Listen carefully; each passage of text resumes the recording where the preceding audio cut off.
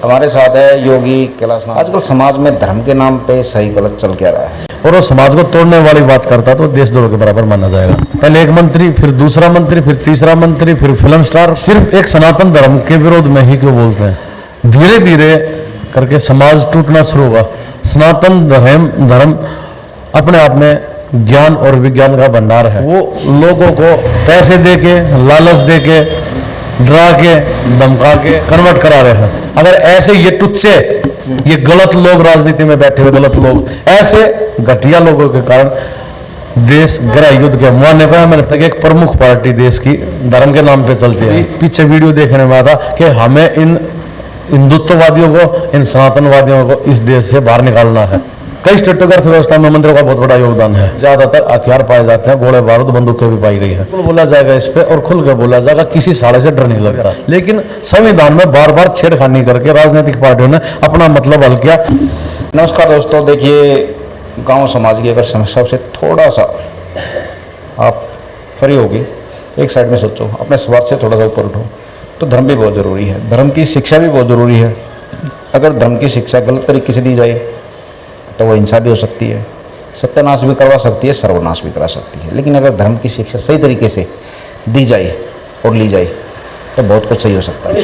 हमारे साथ है योगी कैलाशनाथ जी, इनका अखाड़ा है, तो पूरी बात करते हैं और ज़रूरी क्यों है धर्म की शिक्षा, इस पर भी बात आगे कर चलते हैं। आजकल समाज में धर्म के नाम पे सही गलत चल क्या रहा है, विचार उसी पे चलेंगे, बात उसी पे। योगी जी जय सिया राम। जय सिया राम। जय जय। अच्छा योगी जी, मैं क्या कह रहा हूँ कि धर्म के नाम पे आजकल ठीक है बहुत सी गलत सी चीज़ और सही चीज़ चल रही है। जानकारी का अभाव है, उस पर जानकारी दीजिए। तो योगी जी का परिचय कराएंगे अभी, ठीक है योगी जी, तो आप अखाड़े का परिचय कराइए इसी तरीके से। हमारे अखाड़े का नाम श्री शिव गौर सौ गौरी अखाड़ा समाज है और अखाड़ा सनातन धर्म की रक्षा के लिए, सनातन धर्म से जुड़े स्मारकों की रक्षा के लिए, सनातनों की रक्षा के लिए काम करता है। अच्छा सर, ये बताइए मेरे को योगी जी कि आजकल धर्म के नाम पे गलत सही बहुत चल रहा है। सोशल मीडिया को पकड़ते हैं, सब कुछ पता नहीं चल रहा है कि सही क्या है गलत क्या है। जैसे कि नादान बच्चों की बात कर लेते हैं, ठीक है, तो 15 साल से 20 साल से नीचे ही इतना ज्ञान होता नहीं धर्म का, ठीक है, ज़्यादातर बच्चों को। लेकिन फिर भी उनको जो सोशल मीडिया पे देखते हैं वो उसी के साथ हो लेते हैं, उससे बहुत गलत और सही होता है। तो कल तक मंत्री जी ने एक बयान दिया था, आप उस पर बताइए मेरे को क्या कहना चाहोगे। देखो, ये साउथ में पार्टी के एमएलए हैं और एमएलए ने बोला था कि सनातन धर्म कोरोना, डेंगू, मलेरिया की तरह वायरस और सनातन धर्म को खत्म कर देना चाहिए। उसके बाद और भी कई लोग एक साथ इसी युद्ध में कूद पड़े। आप राजनीति करने के लिए आए तो राजनीति करो, धर्म नीति के बीच में पड़ने की इनको कोई आवश्यकता नहीं। ये लोग स्टेज से जुड़े हुए लोग हैं, इनके काफ़ी सारे फॉलोअर्स होते हैं, तभी ये स्टेज से जुड़ते हैं और ये एक जिम्मेदारी के पद पे बैठते हैं। एक जिम्मेदार व्यक्ति को, एक जिसके ऊपर भार है समाज का, और वो समाज को तोड़ने वाली बात करता तो देशद्रोह के बराबर माना जाएगा। मंत्री जी का ये बयान, ठीक है, अगर गलत तरीके से लिया जाए तो क्या क्या नुकसान हो सकता है? ये पहले एक मंत्री, फिर दूसरा मंत्री, फिर तीसरा मंत्री, फिर फिल्म स्टार, कोई सिर्फ एक सनातन धर्म के विरोध में ही क्यों बोलते हैं? अगर ये सनातन धर्म के विरोध में बोलते हैं तो ये समाज के लिए बहुत गलत है। धीरे धीरे करके समाज टूटना शुरू होगा। समाज टूटेगा तो दंगे होंगे तो गृह युद्ध की तरफ बढ़ेंगे। इन्होंने सनातन के विरोध में क्यों बोला? सनातन में लोगों की सेवा का भाव है, अपने माता पिता की सेवा का भाव है, पशु पक्षियों के प्रति प्रेम और सेवा का भाव है।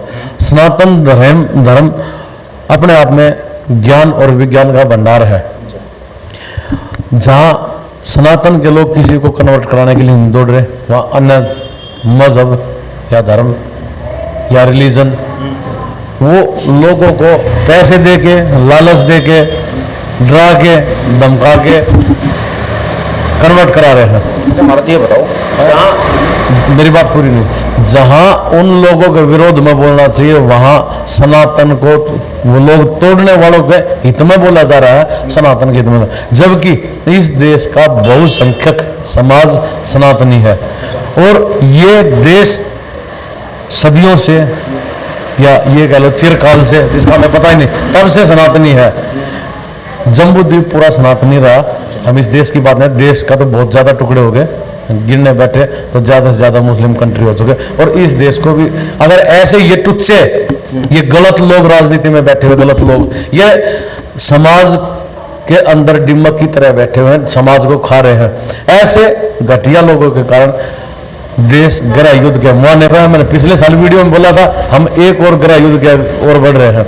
अगस्त क्रांति 2021 की 3 मांग अगर जल्दी से देश में लागू नहीं की गई तो हम पूरी तरह से गृह युद्ध के मुंह पे बैठे। कभी भी हमला होता है, कभी भी दंगा फसाद होता है, धार्मिक जुलूस पे होता है, तो मातर और एक मातर सनातनी धर्म यात्रा पे, शोभा यात्रा पे ही होता है। ऐसा इस देश में क्यों है, ये बताइए।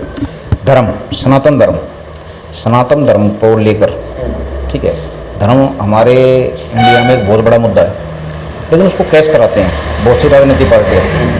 एक प्रमुख पार्टी तो चलती ही धर्म पे है, तो ये धर्म के नाम पे राजनीति, ये कहाँ तक सही है?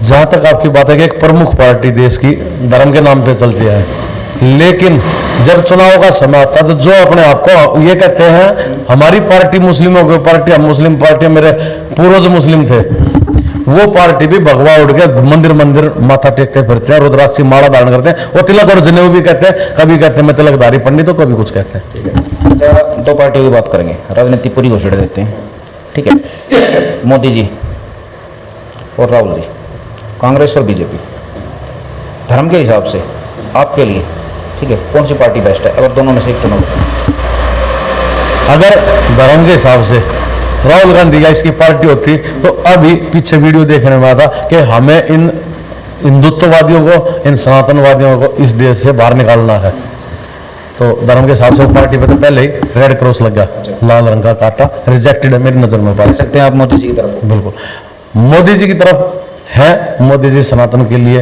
100% अगर काम नहीं हो पा रहा तो कम से कम 80% तो जरूर काम हो रहा है। ये बताइए, सिर्फ धर्म चिल्ला के, ठीक है, या प्रमोशन करके तो हमारी जो अर्थव्यवस्था वो नहीं चल सकती।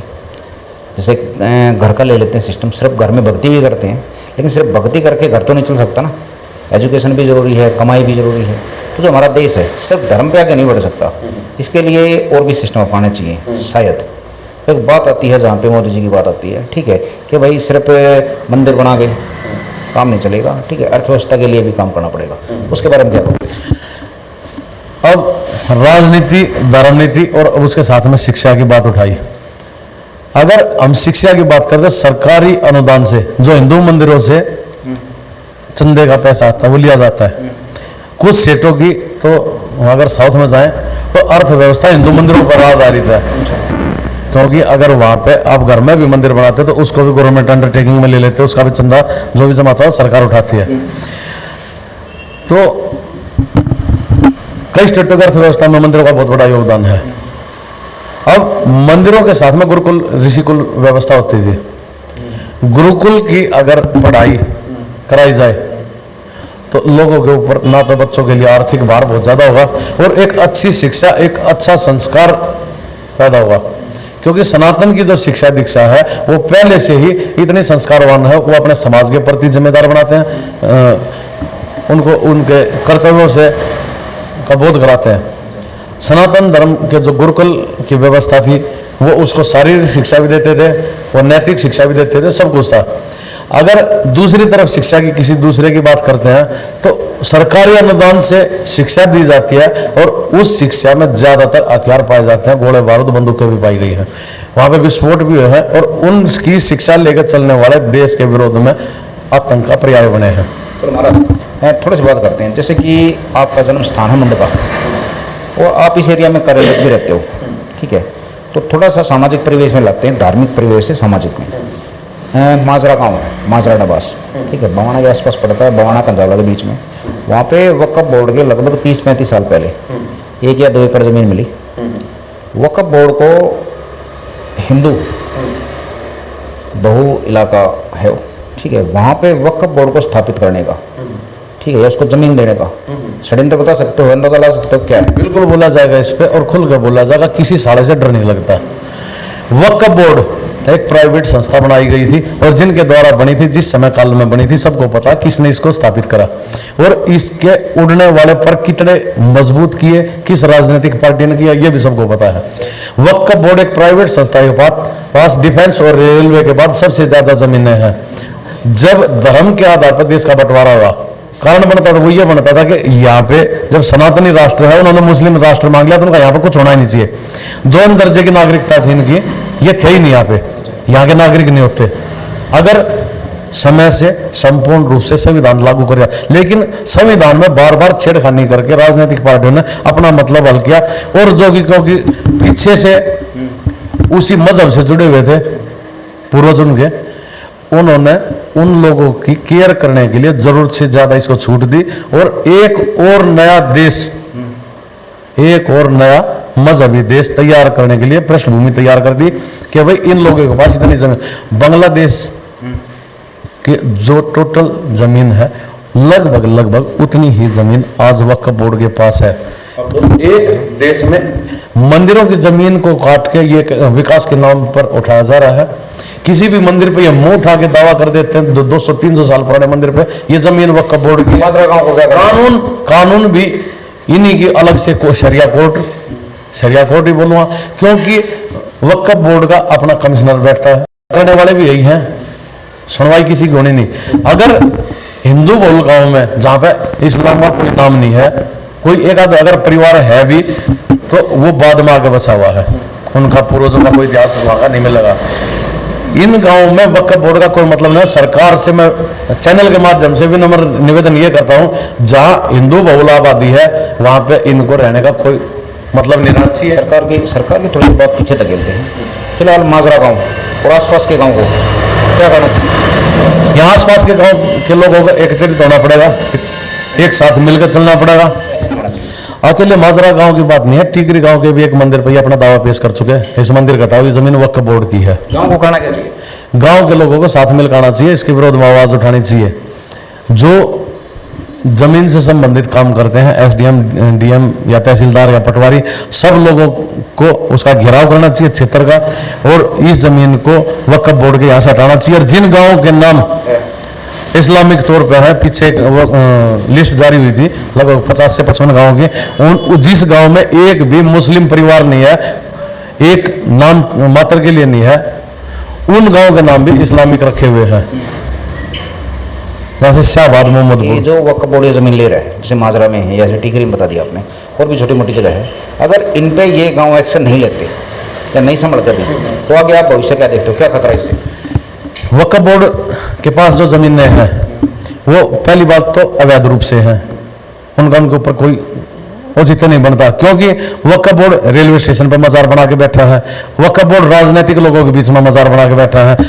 जो देश की मुख्य 123 संपत्तियां थी जो वापस लेने का नोटिस भी कोर्ट ने दिया है। इस तरीके से अगर लोग संगठित होकर साथ मिलकर चलेंगे तो इन संपत्तियों के लिए भी सरकार को अपना फैसला वापस लेना पड़ेगा।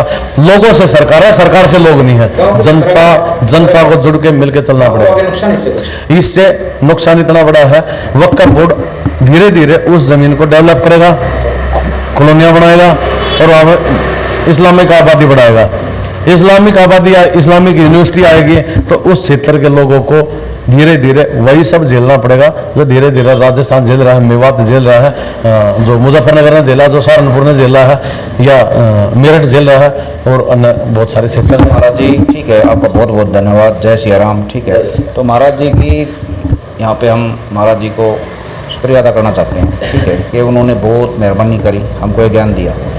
अब मैं बताता हूँ आपको कि ऐसा नहीं है कि हम किसी धर्म के खिलाफ भटका रहे हैं आपको, लेकिन जो अनऑथराइज चीज़ है, ठीक है, सिर्फ भावनाओं को भड़काने के लिए जिनको किया जाता है, जैसे माजरा में ज़मीन दे दी और टीकरी में, ठीक है, और भी छोटे मोटे गांव हैं, छोटी छोटी घटनाएं आती रहती हैं सामने।